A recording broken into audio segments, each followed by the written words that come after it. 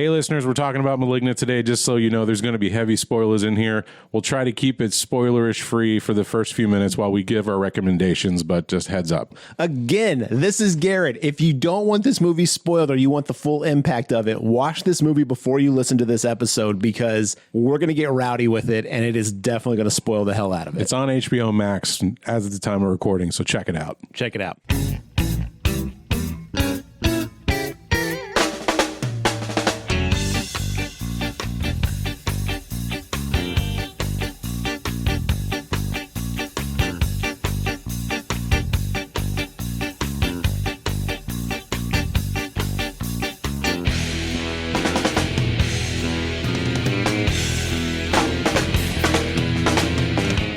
Hey, all you creatures from cyberspace. Thanks for joining us on again. Well, I was off last week. Still getting through, working out the kinks, oiling the joints. Just say you fucked up. I did. Hey, all you creatures from cyberspace. Thanks for joining us on another episode, a mini-sode, a quickie-sode. A 0.5. Extra content. Bonus episode. Bonus episode. I like it. Bonus episode of the GraveTalk Podcast. Today, just me and Garrett. We're here to talk about 2021's Malignant. James Wan's Malignant. That's correct. Gonna just do a quick one here. I felt strongly enough about this film that I needed to get something off my chest. Was it a giant tumor? Yeah. Was it a teratoma? Yeah. Spoilers. Just a heads up. Oh yeah, I just John that shit right up, didn't I? Yeah. This is a new movie, so just a heads up. We are going to get into it a little bit. Maybe not as heavy-handed as we do with our normal episodes, because we want to keep it a little bit shorter. But yes, I felt compelled to talk about this one because I was is flummoxed the correct word? Flummoxed is an accurate word. Yeah. This movie came out of nowhere and seemed to really catch the cultural zeitgeist of everybody talking about it. And it seems to really have split the viewership down the middle of like who likes it and who doesn't. Yeah, it's a little different from Bird Box, which basically kind of caught the cultural eye for a moment. Everyone was like, "Have you seen?" This one's like, "Have you seen?" And then the response after that is either "yeah" or "uh." Yeah, it's the water cooler horror movie of the year, right? I think, and we briefly talked about this off camera, off microphone. Sure, off microphone works. We were saying like, do you think this one was helped by going straight to streaming service along with the movie theaters? And I think it absolutely did. I would disagree. I think that James Wan is a big enough force, like back with Eli Roth, when he was doing, consistent movies. I think he's a big enough name that would have done fine in the box office. I think this movie also is, I don't want to say divisive enough, but I definitely think it's shocking enough that word of mouth would have also pushed the sales of this. But I think because of the ease of access to it, that the word of mouth got those people that wouldn't normally go out and spend $20 on a Friday night, especially during COVID, to go and watch this thing. So I really think the ease of accessibility helped it. I can agree with that. So John watched this one. He's not here today. He's got other things to do, kind of like I did last week. He likes it a lot. Now, I also like this movie, but maybe not to the same degree that John does. I think I'm more fascinated by the enigma that is Malignant. I am utterly shocked that what we got in this movie is what they said, yes, go with. I think we should probably just jump into it. I think we can touch back on some of the overall making and thought process behind some of this.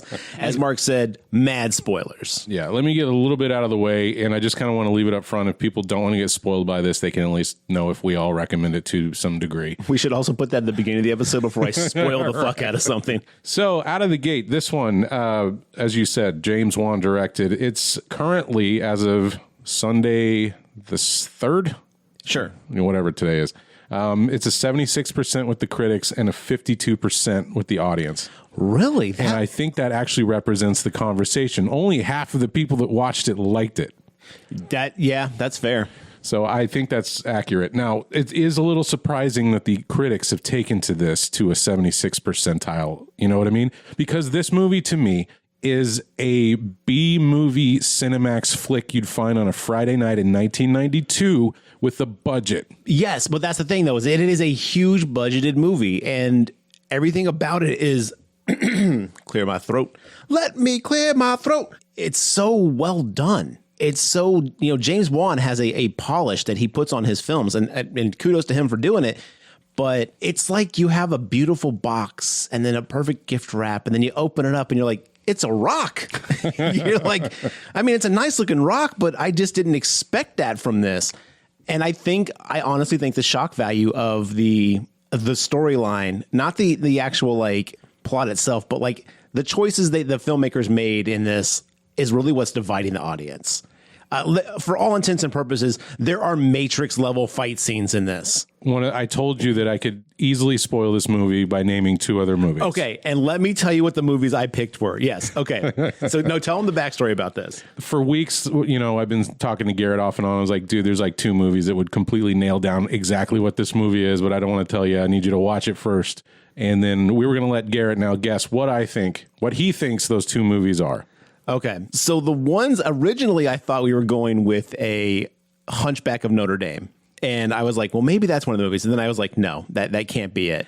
Later on, I actually came up with Sixth Sense. And then the other one I thought was The Conjuring, which I realized, and I picked those about halfway through. I realized at that point, I was like, I think I'm wrong. But I don't know. This movie had so much random shit, I really couldn't pin it down to 2. Well, I could see like it had a Conjuring hoodie on, and then halfway through the movie, it strips that hoodie off and goes, "Fuck you, look at me." Exactly. And that's just James Wan's like fingerprint all over it. Yeah, but absolutely. The 2 movies that I think this most represents is Basket Case and The Matrix. Okay, I did write down some Basket Case references here. And then also I was all like, when did this movie become John Wick? Yeah. I thought The Matrix a couple times, but because of the sci-fi nature of The Matrix, I wouldn't have placed that as one of the movies.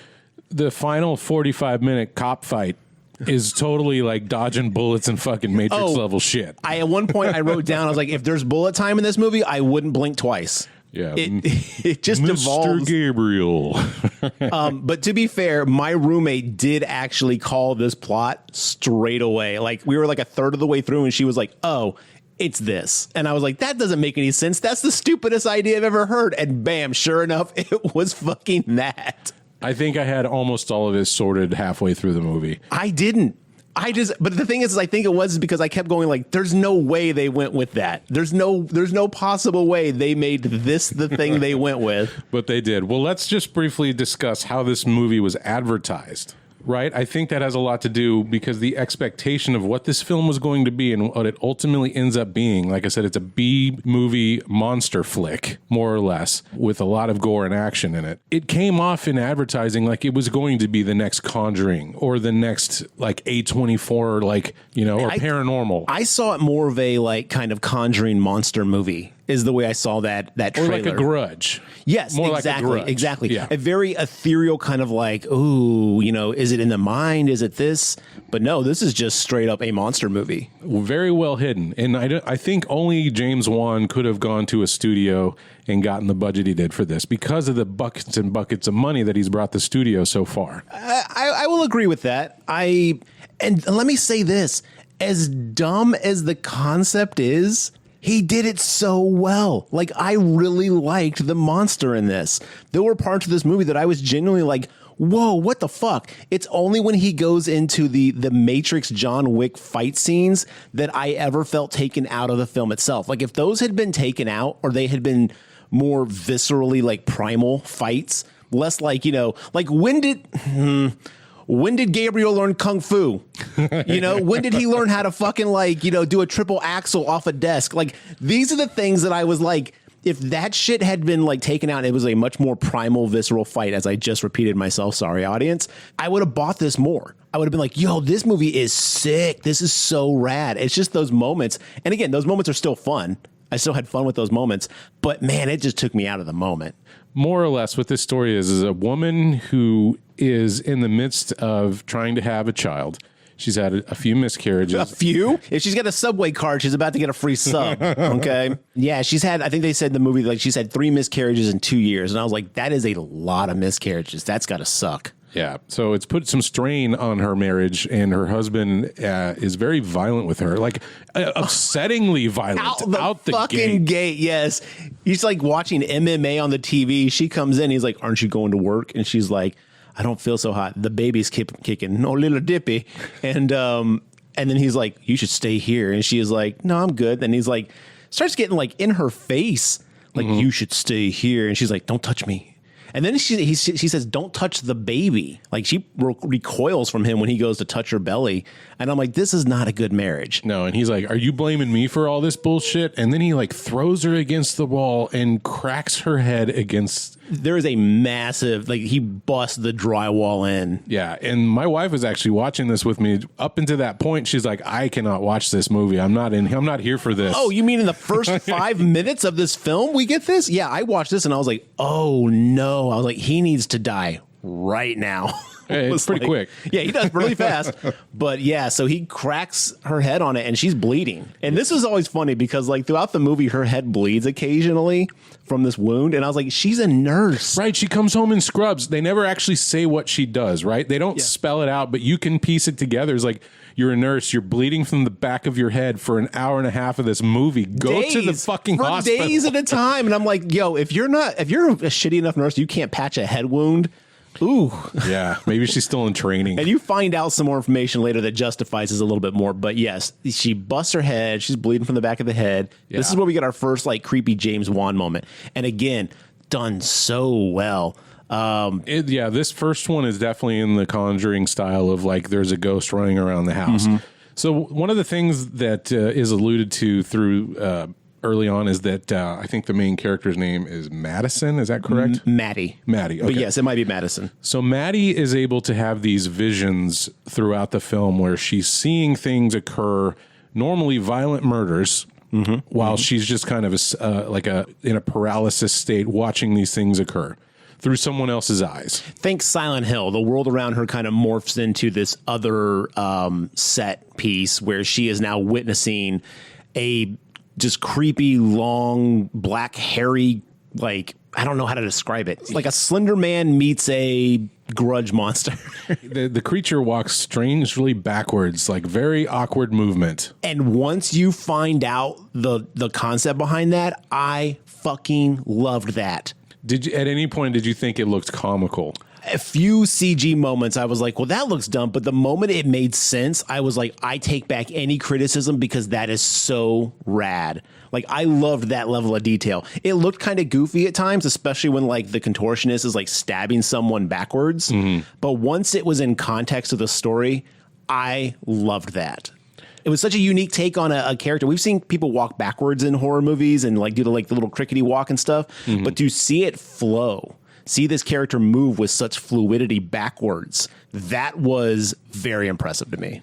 And I think they had a real person doing these things. I imagine they had one of those famous contortionists that have done some of the other horror movies do it. But yeah, definitely putting that $40 million budget to work here with these opening scenes and all the spooks and everything going on. The transition that you talked about, like it was going from the Silent Hill other place to real world, like I thought that was a really great effect, and every time they did it I was like, oh, this is really nice looking. What did you think of the pacing of this film? At times I thought it was very odd, especially the first half of the movie felt very strange to me. We said it was going from like a Conjuring style, but then it turns into like this ABC channel police procedural for like a good 30-40 minutes where we follow these cops trying to figure out who's doing the murdering. Yeah, right? I thought the pacing was really well. It was very awkwardly paced. There's not like Act 1, Act 2, Act 3. I mean, there definitely is in a way, but the pacing of them is very sporadic.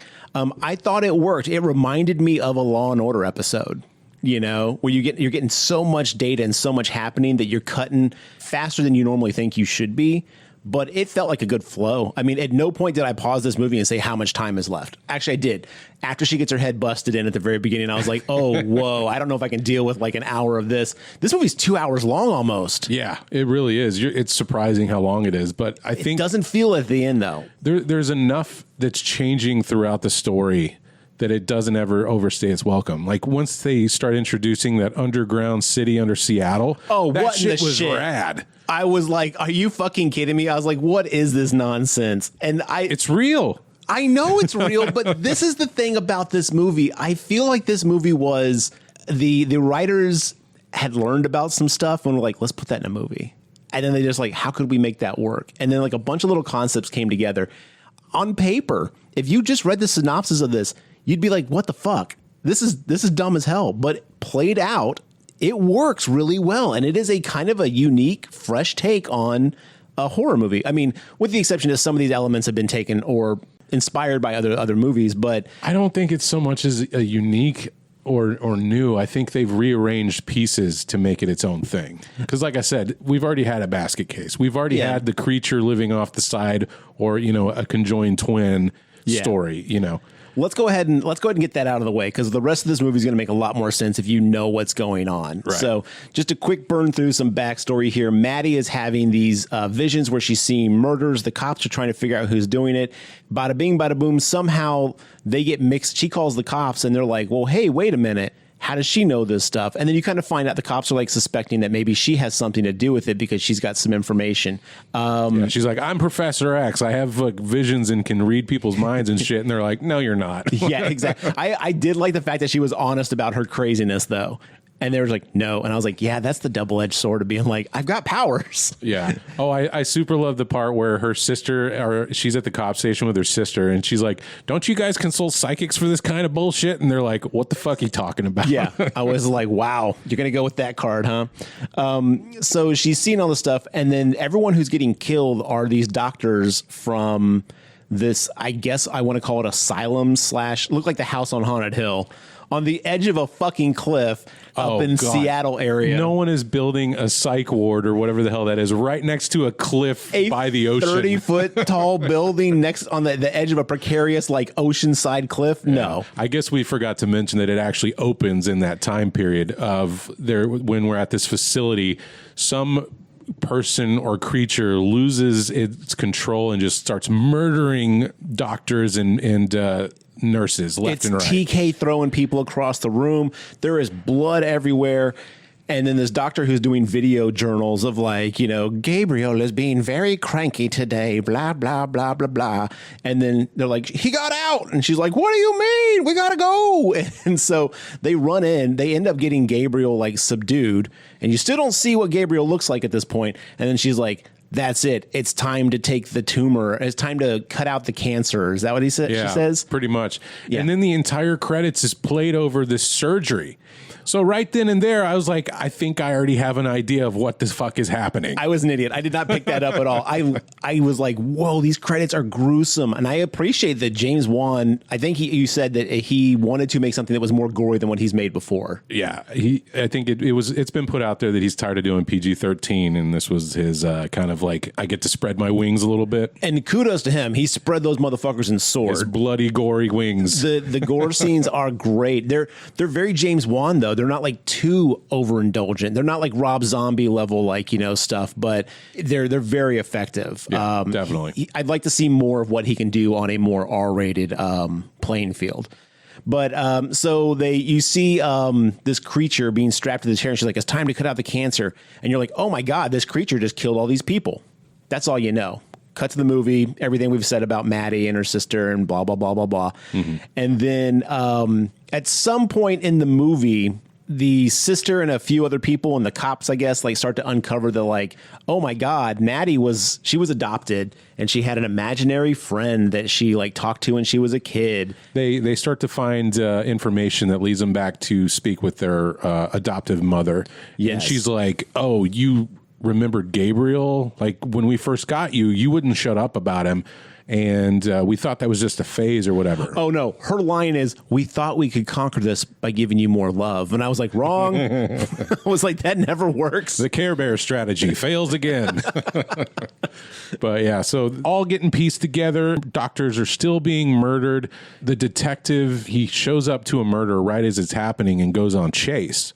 Right. And he starts chasing this, like Garrett described, Gabriel is this long hair in front of his face.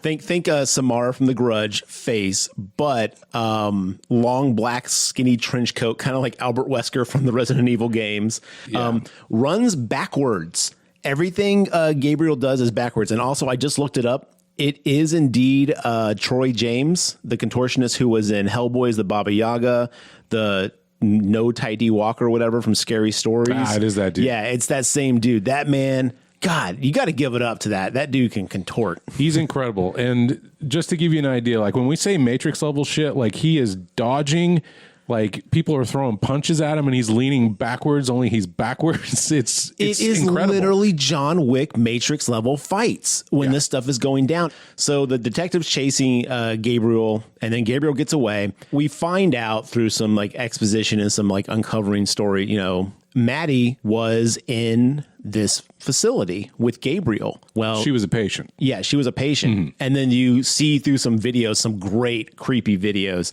that Gabriel was a conjoined teratoma on the back of Maddie. So it's like she's a little girl in the front, and on the back of her, she's got this weird monster creature that looks creepy as fuck. I mean, I know it kind of sort of looks goofy, but I was in for it. It's a tiny basket case puppet on the back of her head. It's so much creepier than the basket case puppet, but yes. And so through the story, you find out that they couldn't completely... Gabriel was developing powers and could actually like work in conjoined, effort with Maddie, but it was making Maddie do bad things. And so they're like, well, we got to remove it. We can't remove it completely. So what they did is they cut off most of Gabriel and then just shoved the teratoma part of Gabriel back inside of Maddie's head in the back. And okay, so the transformation of like Gabriel coming out of her skull, like you see her skull crack open and the face emerge. She rips open her skull, like she separates her skull so the face of Gabriel can come out the back of it. Goofy concept, visually fucking freaky as hell, man. I was so in for everything about Gabriel. And he does have such a twisted face. It's not like just a normal face. It's definitely monster face. Like a melted pumpkin head basket case type amalgamation. Do you know what I thought of immediately when I saw it? What's up? The baby from Alien Resurrection. Oh no. Mama. Yeah, like, that thing. Send that fucker through a pinhole. Please. Yeah, Gabriel, go with it. But so you find out that basically it is indeed Maddie committing these murders, getting revenge for them trying to kill Gabe because Gabe is still inside of her. Well, they share a brain, right? So yes. Maddie goes black and just kind of is somewhat like... Well, she doesn't go black. Ethereal aware of what's going on. Gabriel has powers and can make her think that she's running through her mundane actions like brushing her teeth, when in actuality she's across town killing somebody. So that's the thing, is Gabriel developed his powers... because he always had powers at some point. But which is hardly explained. But in the opening, they're like, he knows how to control electricity now. And you're like, the thing is, the movie takes it as green, so you don't really question it too much. But yeah, so Gabriel can make Maddie think that she's, living her normal life, when in actuality she's doing these things, which is why she has no recollection of it. But they are both still like, one body. So the reason Gabriel's moving backwards and killing everything and slashing backwards is because it literally is on the backside of Maddie. So Maddie's doing all these things in reverse, which again looks so amazing until she starts like bullet time dodging chairs, throwing desks. Oh, she throws that hospital bed. Oh, which when the cops are running out of the room and she just like bullseyes those cops with the fucking chair. She throws that chair and takes two out at once. And I was like, I gotta applaud. But the thing is, when did Gabriel have the time to learn these like mixed martial arts, Vietnam, like Marine level fighting skills? He shouldn't possess this because he's been dormant. When her husband threw her against the wall, awoken Gabriel. Cracked her head open because he had been dormant. But when he cracked the head open, he released Gabriel, which I love that callback because I did not think of that until the end. I was like, oh my God. Like that one really got me and I really appreciated it. So there's a couple things that it doesn't quite add up, right? So Maddie's adoptive parents have their own child, which is her stepsister. Blondie Little. Yeah. Gabriel wants her to kill the mother or her sister. She wants Maddie to kill the sister because Gabriel knows if the sister comes in here, Maddie won't need me as a friend anymore. Right. So at some point, Gabriel just goes to sleep. Like what made him go dormant in the first place? Well, I think Maddie's need to remember him and basically have a friend and have that connection is what was keeping him going, because they explain this. So it is Drop Dead Fred syndrome? Kind of, yes. It is very Drop Dead Fred. Team Fred, baby. That's the second time we've referenced that movie on this podcast. So he's very weak at that time. He's not really, able to do anything. Yeah, having the sister, she focuses on the sister and the family, so she kind of forgets about Gabriel, and Gabriel goes into like stasis, if you will, because, he's got no power. Now we find out that the reason she's miscarried so much is Gabriel has been eating the fetuses inside of her and gaining power through that, but he still wasn't powerful enough to escape her skull. And when he got cracked open, like Humpty Dumpty style, that's when it was Gabe's time to shine. Now, you landed directly on my second issue with the plot. Yeah. How did the fucking sister know that he was eating the miscarriages or Because whatever? it was in the videotapes. She was a baby. I'm saying it's in the videotapes. I don't know. She shouldn't have known that. But it was like shocking when it was revealed. Yes. Right? Yes. It was definitely like, we've got to get this out to justify this thing. And I was like, okay. Because her sister is an actress who plays a nurse on TV. Yes. She's not an actual nurse, so she should know nothing about the miscarriage thing. Yeah. And she's out of work right now, too. So she's not even that good of an actress. Yeah. But yeah, so that's the big reveal. And you find out that Gabe has been like controlling her. The exposition's playing out at the same time as Maddie, who's been taken into jail. She's been taken to the holding cell in Seattle PD. Well, because all the evidence adds up. Yes, the evidence looks like her. This. And now, at that point, did you think it is her? Because I still was like, I don't think it's Maddie. At that point, I suspected involvement, but I didn't think she was the literal vessel. Okay. Yeah, I thought that Gabriel was still around somewhere, but I didn't know it was attached to the back of her head. Yeah. And to be fair, there's a couple moments in this movie where Maddie is looking at places and sees a shadowy, ethereal figure. Like when the lights are on, it's not there. When the lights are out, you can see a shadow of a figure, like rising up and moving around and stuff. So that's what made me think, oh, it's an ethereal thing. Right. Like representational of him starting to take over her conscience. He had these powers, so he's living in the abstract, spirit world and controlling things from there. That's what I thought was going on during the movie. It isn't until she's in the holding cell and some prisoner ladies come up and just start getting real rough with her. Some of the most caricature-esque people. Some of the most. Yeah, some of the most. These women are out of the 70s, dude. Like, Foxy Brown was sitting next to her. Like, I imagine some of these women are prostitutes, obviously, but probably not obviously. That sounds bad, but you know what I'm saying. Like, one of them was dressed like in 70s disco gear, and she's got a huge fro, and the other one's looking like your standard, like very lesbian-y, kind of like, very masculine looking character, and they both kind of confront her and just start picking on her, and that's it. That's what happens. They push her back down, and it hits the back of Maddie's head against the wall. And then Maddie stands up, and this cell is huge. It's got maybe 30 people in it? Yeah, it's the biggest cell with the most women in it that they could jam in there. It's a huge holding cell. And we get our first Matrix scene. Yes. Or John Wick. We see, either one works. The thing is, it could be either one. If you just added bullet time, Matrix perfectly. If you take out bullet time, John Wick perfectly. Yeah. She grabs the back of her head and starts pulling her hair apart and her skin, and the skull starts cracking open, and you see Gabe's twisted little face pop out from behind, and she's not facing them, and they're seeing this, and they're like, what the fuck? And then the girl who's picking on him starts throwing other prisoner girls at her like, go take them. Their reaction to this was great. I think this was a wonderful scene that I was just kind of laughing to myself as it played out. It's where so over the top. Because earlier in the movie, we had a scene where Gabe was running away from the cop, the skinny white cop or Asian cop. I can't remember what he is. Asian cop. Okay. Funny side note: the strange girl who does all the crime scene. The Emmy, yeah, that's James Wan's actual girlfriend. Is it in real life? I was like, she's so trying to be that girl from Thor. Kat Dennings. Kat Dennings. I was like, oh boy, here we go.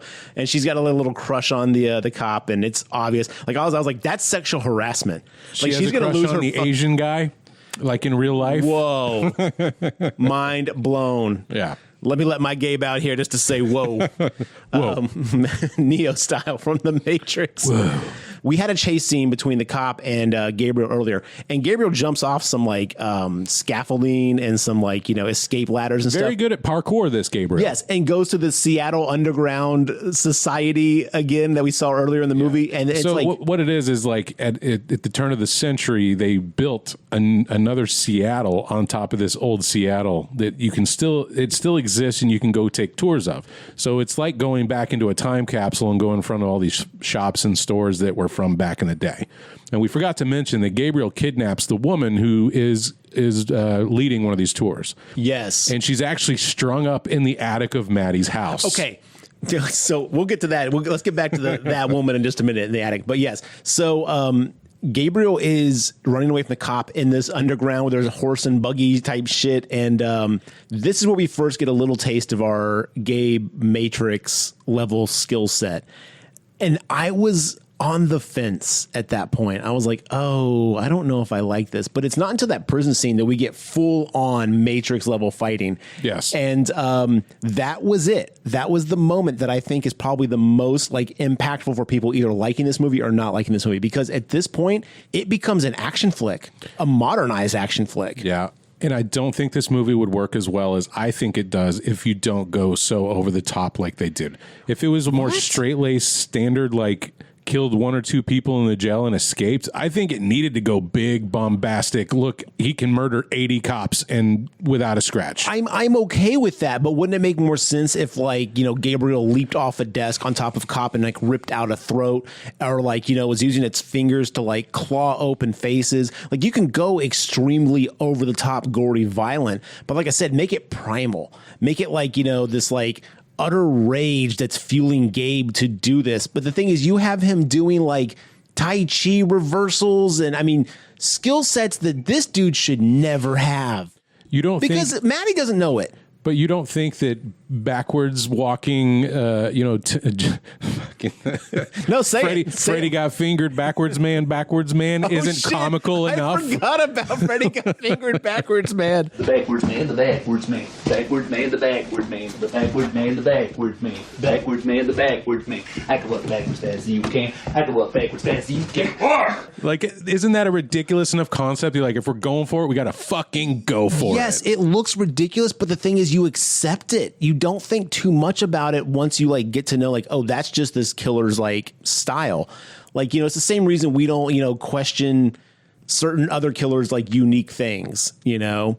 I wish I had a better example in my head right now, but I can't think of one. But I feel like James Wan was like, this concept is just so absurd that we have to put the foot to the floor on the gas pedal. And I think that's fine with the violence and the sheer ferocity of like Gabriel be able to take on 13 people at once and rip them to shreds. I think if you would have gone werewolf style fighting with Gabriel, that would have been based in more reality, finger quotes. It would have felt more acceptable. But the Matrix level, and the thing is, it's got a long black trench coat on, so it's like whipping around Neo style during these fights, and you're just like, fucking how? Like there's one point like Gabe flips a hospital bed on top of the sister, and she's evidently fine. Oh, those beds don't weigh bed tons. Yeah, she gets up as if her legs aren't crushed. It's one of those orthopedics. You know what I mean? Yeah, a hospital bed. It's fucking.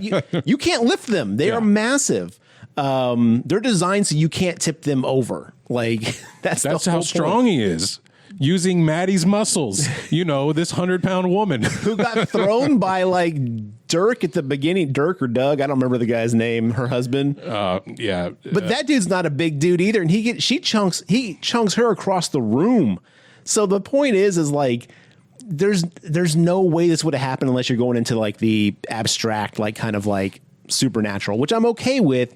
I just thought the fighting style didn't fit the film. But that's, I think, where most people are like losing the whole thing is like, wait a minute, this doesn't add up. It really doesn't. But I think that's why they peppered in like, oh, he can control electricity. Look, he speaks through old AM, FM stereo radios. Yes, he can. That's how he communicates. He has telekinesis, like, you know, power. So he can definitely like use that to kind of push a bed on top of a sister to crush her lower half and then have her stand up and be like, are you okay? It's like, wait a minute, you're not okay. Yeah, it can be a bit much for people. I accepted it because I was already accepting into this ridiculous premise to begin with. So once the cop, so right before she gets put in the jail and that whole thing happens, that's where we find there's a woman up in a room, and I thought it was like above like the Staples Center or something like that. I was like, where is this giant fan? Her house is massive because it's like a vaulted ceiling on that first floor and then has a second floor and then an attic that goes up for 3 more stories. No one in a James Wan film has ever owned a house that's within their price range. No. They always live in like a 17-room mansion, which, hey, great for filming. It must have been in the family. She inherited this thing from the adoptive parents somehow. Maybe it was Doug's. Yeah. So Derek, I think. Derek. Okay, Derek. Her husband. Yeah. her dead husband.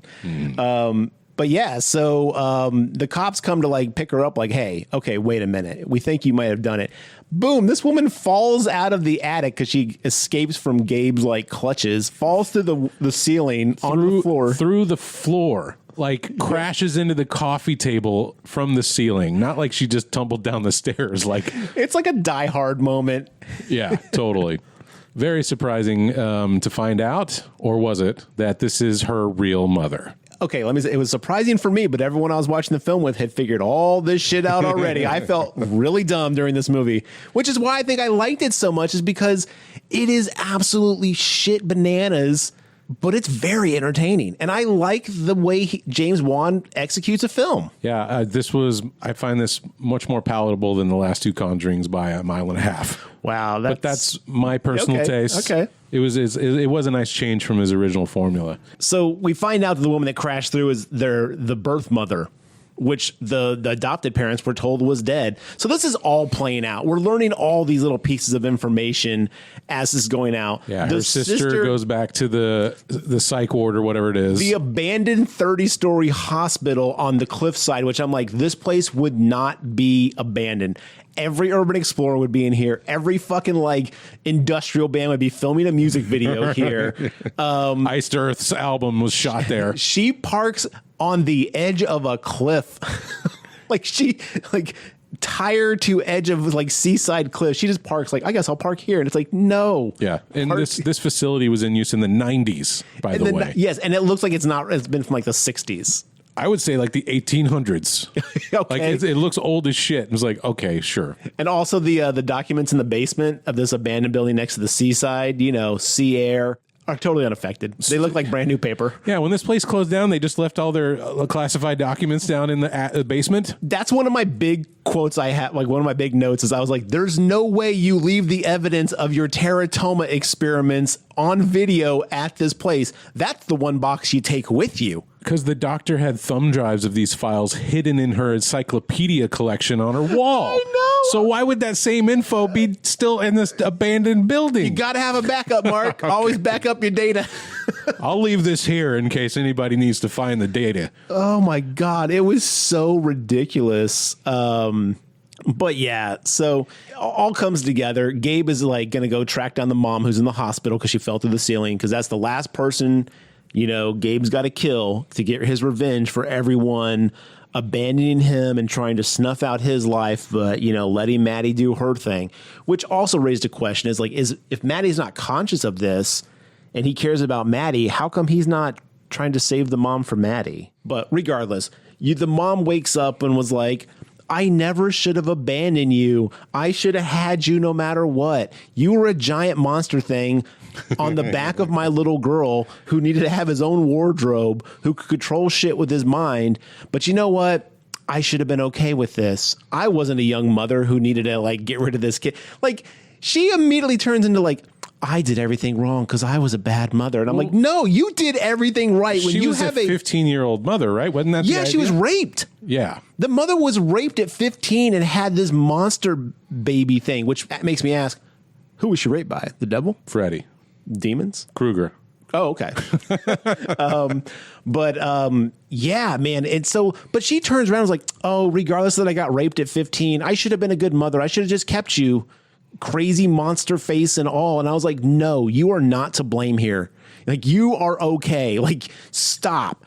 I felt so bad for that mom. I was like, this is not the message I want here. No, she was not at fault here. But what happens is Maddie realizes that she can control Gabe at this point. So she makes Gabe think that Gabe killed everybody, when in actuality, he didn't. And then Maddie locks him in a mental jail, which is shown to us by locking him in a mental jail. Yeah, this was the weakest part of the film for me. Where she closes the bars inside the black insidious world. I was like, we get it. He's being locked up. She should have taken a key and kink and then swallowed it. But then Gabe would have access to it. Oh, you're right. They share a belly. Man, that's got to be tough. But she learns to assert control over the situation and locks him away. And do you think they're going to make a Malignant too? Okay, so once she does that and she's like, don't worry, I've got this under control, to like the mom and the sister in the hospital room, you pull back, the camera shot pulls back and you see a light in the corner and then it kind of flickers the way Gabe was able to make the lights and everything do previously in the movie. So there's the little like horror movie like, uh-oh, is this really over? Yeah. I think there will be a sequel. I hope there's not. But the thing is, this character and this concept, I didn't think there'd be a sequel to Insidious. But there was 4 of those. But do you think there's enough there for them to make another cohesive story with this that could be on par with this? I want to say no as far as that goes, but I do feel that this character, like, I think that the people in charge are going to see this and be like, that's a character we can franchise. That's the next Jigsaw. That's the next, whatever. I really hope they don't freaking franchise this out to another 7 movies like the Saw franchise. What if he can reach out to other teratomas and then he controls a group? Okay, there, you just made a sequel. He's going to go to a cancer ward and be like, oh, rise, God, my children. Mark, that's so bad.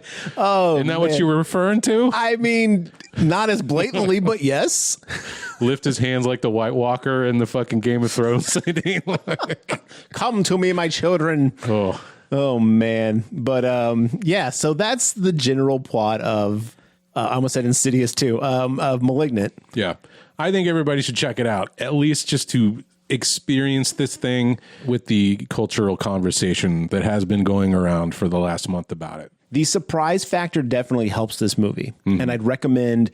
Hopefully you watched it before listening to this 40-minute thing. I really do like this movie. You guys know I love a crazy horror movie. That's why 80s flicks are my favorite. Crazy concepts, just insanity. This movie is the perfect mix of batshit insane storyline mixed with really good, creepy James Wan modern horror. My only complaint is there is a choice they made during the fight scenes that really takes me out of the horror element of it. But small price to pay for a really interesting take. I mean, it's not The Conjurings. It's not some of the same shit we've been seeing lately. I mean, even when you look at like Sinisters and stuff like that, like those are all awesome, but those characters aren't doing anything over the top. The power sets and the way they handle their victims feels kind of, in line. This just goes, as you said, completely left field with it, which kind of made it feel a little bit fresh, but also can take you out of the moment if you're not okay with that. I think that's 3 recommendations from us. I really hope that they don't make another sequel because I think it should stand on it. It does stand on its own. I agree. I think this should be it. I love the ambiguous endings without having to actually go into a deeper plot line. Yeah. So that's what we think about it. Listeners, if you checked this one out yet, you can always hit us up on our social medias. Let us know what you think of Malignant. Do you like it? Do you think it works? Do you wish it would have been a more standard Conjuring fare? Let us know. We're always happy to hear from you guys.